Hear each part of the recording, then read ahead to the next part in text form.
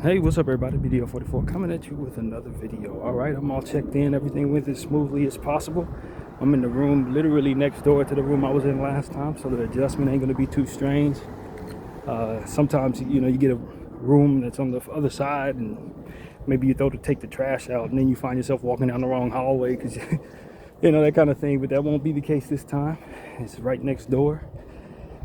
And it's a nice day, man. We're finally getting some warmer weather. It ain't gonna be lasting for long though. It's gonna go back down to being cold in a few days, but for now it feels great.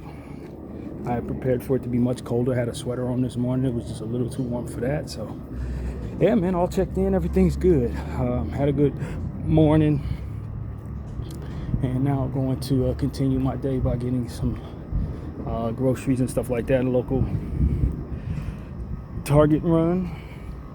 Got a slight headache, but nothing too serious, so I'm just gonna walk that off. A little air should help.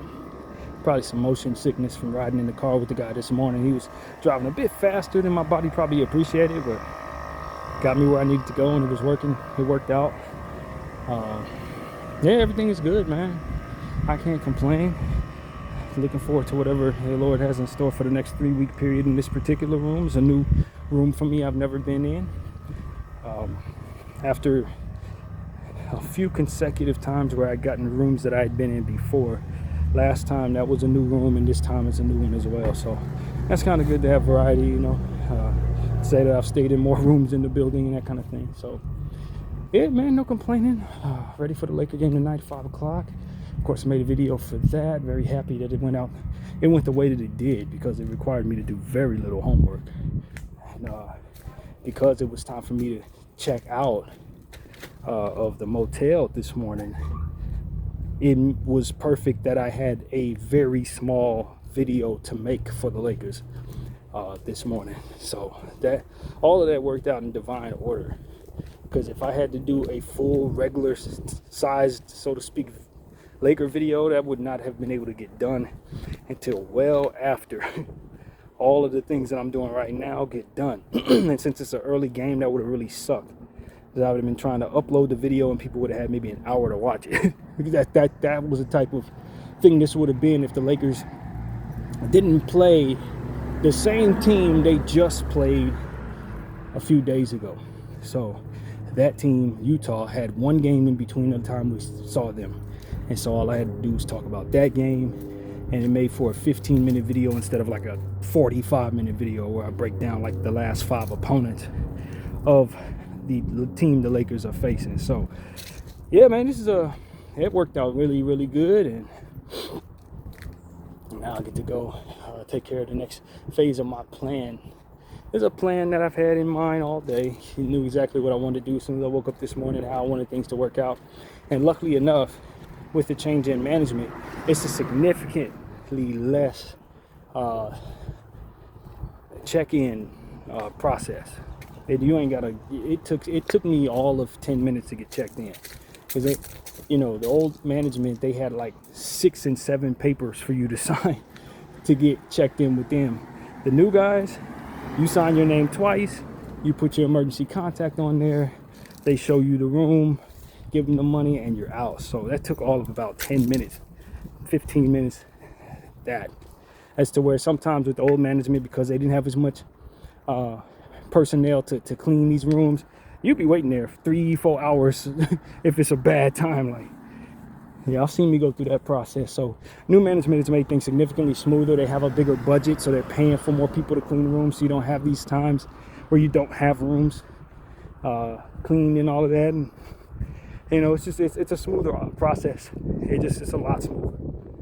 So even though I miss my old buddies here with old management, I got a much easier process to deal with, and it's not as time consuming on days like this when I really do have a lot to do in one day. So because that process didn't take any time, I'm able to get out and get down here, do what I need to do, get back, set up everything the way that I want to set it up, and be ready for Bible study at 4:30 and Laker game at 5 o'clock. And so all of the different things I got to do are just lined up perfectly in the areas that I don't control. So I'm very thankful for that. But what else going on, man? Last night I made another playlist. I was supposed to do art for the playlist I just recently made. But as I told you guys in the video I made on the way to picking up food yesterday, I didn't feel like getting into that bag. I decided to get some sleep instead after getting checked into the motel. Well, I brought the food back, and after that, decided to work on a playlist after getting settled and eating and all the exercise and all that I often do. So that was what I did for the rest of the night. I worked on the LCD 436. So 435 and 436 are complete, but I have yet to make art for either of them, so that'll be done sometime this week. So yeah, man, it's been a good musical process. Enjoyed that last night, and don't necessarily have plans for when I'm going to work on those. Sometime during the week. I don't think I'll be doing any art today. I don't think I'm gonna make time for that, and I probably won't want to do it after the game. I doubt it. I usually don't do it at night these days, so I'll just pick maybe 2 days out of this week and just stay in and work on the art, and just enjoy that as I always do. So yeah, look for those playlists coming soon. Definitely good R&B playlists. They're like, the second one is a little more up tempo than the first one, but it's some of the same artists, to be honest with you, some of the same albums. So yeah, I definitely enjoyed working on those two R&B playlists. What else going on? That's about it. Listened to podcast this morning and laughed with Joe Budden and his people, and of course listening to Laker content and NBA content and all the different things going on there. Saw the footage of this individual who had gotten into a road rage incident where he ended up shooting into a car, and instead of killing the driver I guess he intended to shoot, he hit the man's 11-year-old child that was in the back seat. And I saw the aftermath footage of that, and it was very sad, man. Very sad. Your mind, when you first hear about the story, you get angry at the shooter, and all of that. And that is exactly how I initially felt. After watching the video, you just understand, the shooter, he didn't know the kid was in the car, man. He didn't know. But just the same, this is what happens when you decide you're going to be that guy, It's a lot of y'all, and I'm going to say y'all with a whole lot of intent. It's a lot of y'all that think guns are toys. And in this country, we got this is my right, and I hold my guns, and guns don't kill people. Irresponsible gun owners kill people. All of that's nice. That's, if that's your position on it, it's not my take to argue with you, because at the end of the day, although I don't necessarily believe in being reckless with arms and just carrying them everywhere I go, I believe you live by the gun, you die by it. I reserve the right to, if for some reason I do need a gun, having one. And so I'm not the guy that's going to sit here and say I don't believe in guns in any way. I believe that for me, I don't necessarily want one around me, because I truly believe that you welcome things in your life by carrying certain things in your life. If you're going to keep it with you, you're going to be more likely to engage in energy that would make it so that using it would be an option. You're more likely to feel more confident that you can get in confrontations when you're armed. You're more likely, in a fit of rage, when somebody does something to piss you off, to pull that thing out, because you have it on you, and it provides a certain confidence that you ain't gonna walk around with if you know you're unarmed. You're not gonna walk around and be as cocky, if you got any damn sense, if you're unarmed, as you would be when you're armed. So, to protect against unwelcomed manifested energy from within myself, I don't walk around with heat. I think it's wise, if you got a certain lifestyle or you live in a certain neighborhood, to have one, and to make sure that it's it's ready to go. But I don't think everybody should be walking around with guns all the damn time. I really don't believe that. I think that our culture here in America is, when it comes to that, I think we're a bit warped. I really do think that there's a lot wrong with that. And it ain't riddled in self-defense energy. It's riddled in arrogance and defiance and cowardice.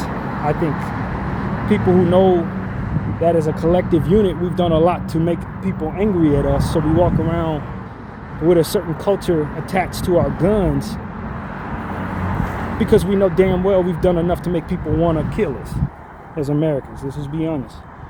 And in the world around us, we've caused a lot of problems. If we were a bit more friendly throughout the course of the last 400 years, I don't think we would walk around as paranoid. And that's just what I think. And you even see it domestically with the racism and stuff, people wearing their racism on their sleeves, being indifferent to people suffering just because they look a certain way or pray a certain way. Yeah, you probably do need to be protecting of yourself a bit differently than somebody who doesn't have those type of enemies, because you are manifesting those type of enemies. So people, you run around with a gun, you're a racist, you hate everybody that doesn't look like you. Yeah, you probably need a gun a bit more than maybe myself. You know what I mean? Maybe you do. Like, let's just be honest. And so that's just an observation. That ain't really gospel. I can't speak to individuals' lifestyle or what could be coming after people or what they're dealing with. You hear so many different domestic disputes. Sometimes your worst enemy is right next to you. You know what I mean? I think about that trans individual that just lost their life, that influencer. I was listening to conversations on that yesterday as well. And I can get into an opinion that's attached to that situation that I also want to talk about. But, some people really, if that person had a gun, they could have defended themselves against that psychopath that was in their life. So, like I said, I reserve the right to, if needed, walk around with one. But just to have that culture attached to me, we're gun culture.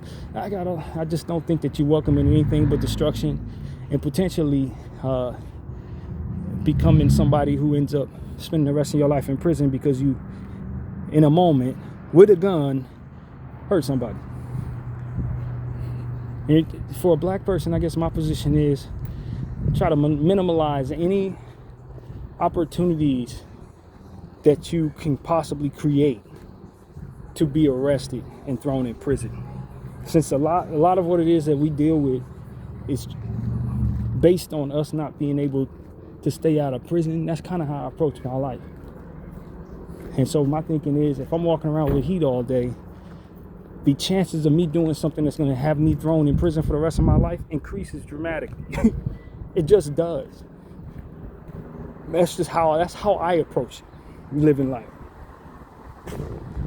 Right now, I know if I'm unarmed, there's nothing that I got on me that could potentially cause me being thrown in prison for the rest of my life. But if I have a gun, suddenly I'm 2 steps away from doing something that's going to have somebody locking me away. And that's just what it is in my mind. So I weigh that against whatever the threat may be, And then some will say, well, you got to have the discipline. I don't want to find out if I have that discipline. I don't want to find out if I'm the type of person that's going to be a gun-happy individual when somebody tries me in this world. As many times as I've said, boy, if I had a gun, I'd use it in this life. That's all the self-awareness I need to know that I probably shouldn't be the guy that has a gun in this life. I'm just being honest with y'all. And so, for that, I think I'm showing a great deal of strength and protecting of myself. So, yeah, take that for what it's worth. But, I think every person is to each his own. Everybody has their own thing going on. And as I said, for a lot of y'all who walk around unapologetic with critical opinions and a willingness to stand on those opinions, I think your lives are a bit more at risk than somebody who's not necessarily as brash with harsh opinions rather. So take that for what it's worth.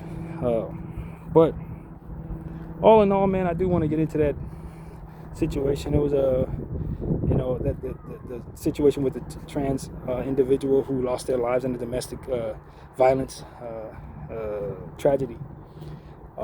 First of all, rest in peace to that individual, and condolences to their families and their loved ones and their fans, since they were influencers. But what I understood was what her father was saying online, and listening to what people were saying in regards to it. I was just saying, this is probably another one of those homophobic situations where father didn't accept the person's living way of living, and in death is not supporting that person's homegoing service. Because essentially what they were saying was, the father was essentially saying, I lost a son last year, and now this is my second child that I'm losing here. I don't want to see my child in a wig. My son was a boy. He might have been a gay man, but he was a boy for a great deal of his life, and only recently decided to make this transition. So, in that being the case, I don't want to see my son in a wig. Now, we will have a separate funeral for him where you all can celebrate him as her. But for me, I want my son to have no wig on, and we'll have the funeral with him as a boy, a man, and then allow you guys to have your funeral with him in his full persona. That was what the father was saying. And my initial thought to that was, hey, this man's grieving. And I don't think what he's asking for should be too much, even if you're offended by it. And if he's saying that there will be a separate funeral, because all he wanted was a viewing where he could see his son in this manner, to say goodbye to his son in that manner. And then he would allow the open public to see his son as the influencer that he was, in all of his most comfortable gear. But for dad, he wanted to see him with either an afro or his hair, as he called it, pop smoke braids, which would naturally go underneath the wig any damn way, right? I don't think what he was asking shouldn't have been granted to him. And I respect that it might have been offensive to a lot of people. But when you're talking about a grieving dad, would it kill us to just be offended and let him have that? That was my thing. Especially if he's not saying this is going to be the main funeral where all of y'all are going to come here and you have to see him in this manner. He just wanted to be able to see his son in that manner in a separate funeral for him and the family.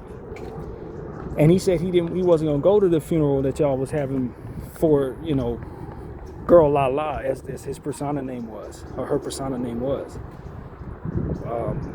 But he definitely wasn't going to take that from the fans. He wasn't going to take that from all the people who love Girl La La. Y'all going to see Girl La La as Girl La La in your goodbye. But for dad, he wanted to see his boy off as a boy, as he remembered him. And I don't think that's too crazy. I don't think that's, like I said, I can understand where people say, this person was transitioning, this is offensive.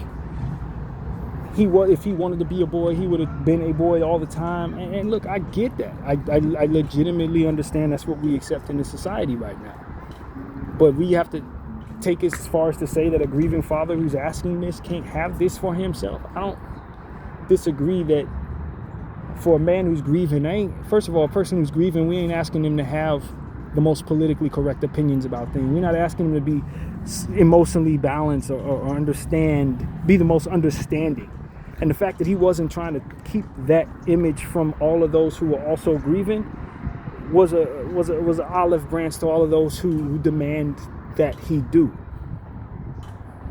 But as a person who's grieving, who've grieved before, man, I'm not sitting here thinking about all the stuff that you need to be thinking about, all the target points and being the most politically correct and all that when I'm grieving. And I went through something like that with my mom. I was telling people, man, and I wasn't as kind. I said, look, man, I don't want nobody to take no pictures of my mama in a casket because I don't want to stumble across seeing her dead. I never saw my mother dead. I never did. The last time I saw my mother, she was alive, and that's the last memory I want to see of her. I don't ever want to see her unalived in this life. And I told people, I was like, look, I understand that a lot of people like taking pictures of people in caskets. You will not be doing that here. You will not be doing that. I told everybody, you're not doing that here.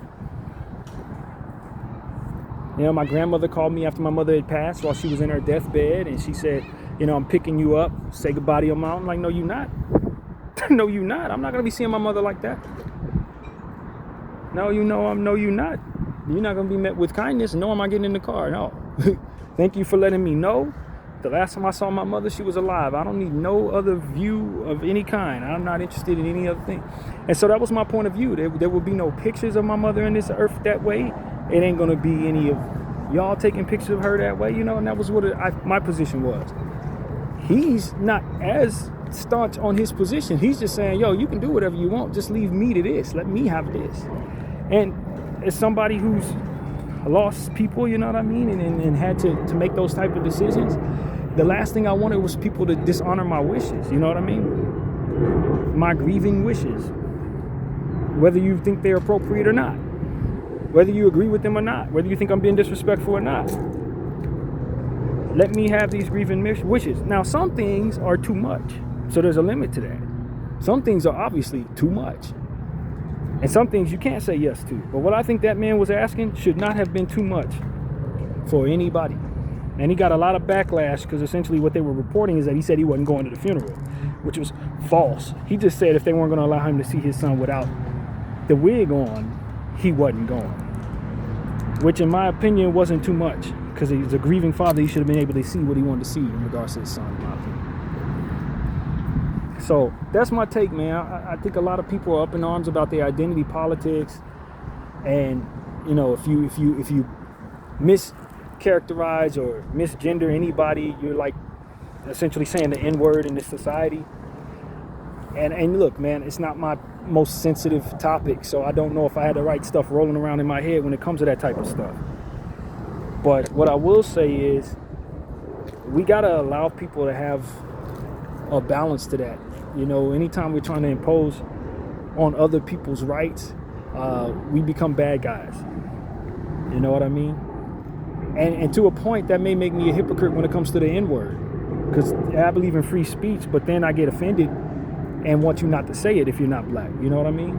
But that still applies to this and that, to where we do infringe on other people's rights with what it is that we are opinionated about. And if you're willing to live and die on that offense, then you probably have to fight. You may need a gun. You know what I mean? That kind of thing, to protect yourself from or impose those rights. If you're going to take it as far as to say you cannot, you got to be willing to do what you need to do to assure that someone does not, and be ready for them to do the same thing to protect that right. Because people may not respect you enough not to oppose their will on you, or may not appreciate that you're not allowing for them to do so in other areas of speaking. So that's what I want to say, man. It becomes a situation where I have to say that this man may not have been the most sensitive to the topic. He may not have been approving of his child's lifestyle, and there may be a lot of people who are offended at that, but he's a grieving father, and he's asking for something specific, and I think he should be granted that without opinions of others making him feel worse about what is already the most difficult thing for him to experience. And so that was my point of view. I stood with the father on this. You know, and I think that he should be able to see his son the way that he intends to see his son, and then by grace, he's allowing others to see his son in the way that the son would be most appreciative of. I think both can be possible, and I think should be in this case. Maybe a different case is a different thing, but in this case, that's how I feel. And, you know, I mean, acceptance is a big thing, man. One of the reasons why the person that shot this individual is because he was getting so much flack online for his position on dating a trans person. Maybe we can be less critical of people, you know what I mean? Maybe we as a collective can be a bit more sensitive to people, so that folks won't feel driven to such lengths to escape what they perceive as bullying. I heard of a lady, it's this black girl that also unalived herself very recently because of bullying. She was a cosplay, lifestyle. She liked to dress up in like different anime costumes and stuff, as a lot of people do. And I guess she was getting bullied a lot and she decides to end it. You know, I mean, I think at the end of the day, there are always going to be people who are out there looking to make people feel worse about whatever they choose. But for those of us who are sensitive to the idea that we don't want people to hurt themselves and don't want people to feel worse for our presence, maybe we can be one of many people that are not making life harder on these people just because they live different lifestyles. Maybe. Like I said, there's always going to be some evil people who are going to do it. So for those, there's no helping. But for those of us who just tend to laugh at jokes or tell jokes and then be sad when somebody does something like this, maybe we can just kind of think ahead and say, yo, maybe let's not add to that by being this way toward those people. You know? So that's my take on that. And yeah, man, to each his own, man. Like I said, I don't think this is my most sensitive topic. I'm not passionate about this at all. But at the same time, it's like when you see people going through stuff like this, you say, well, I mean, it would be nice if other people were. You know, it'd be nice if somebody was more passionate about it. Maybe they could have saved those folks. You know what I mean? So that's kind of my take on that. Yeah, man, I just move forward, man. I'd imagine that, you know, we all need to be aware of what we're contributing to when we laugh at jokes or tell jokes or point at somebody and say we don't agree, or point at somebody and say I don't accept you. Just understand what comes together when enough people who do that point that energy at one person. Sometimes that may be enough to send that person over the edge.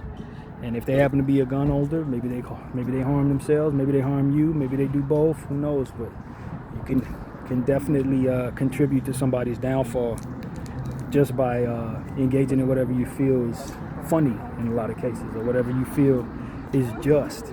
A lot of us run around and we say, you know, we don't agree with these people because they engage in energy that is demonic, but then proceed to push forth demonic energy at those people in the form of whatever hatred or indifference that we have, or, you know, critical words that we may share. Do you not see yourself being used by the enemy as well?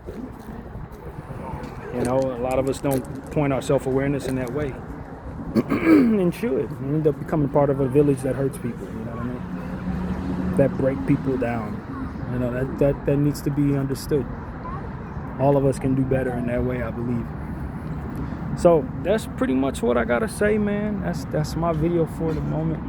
I'm gonna go in here, get what I need to get, and then continue my day. It's beautiful weather, and so I hope you all are enjoying y'all Sunday. My name is Bdf 44. I thank you all for watching.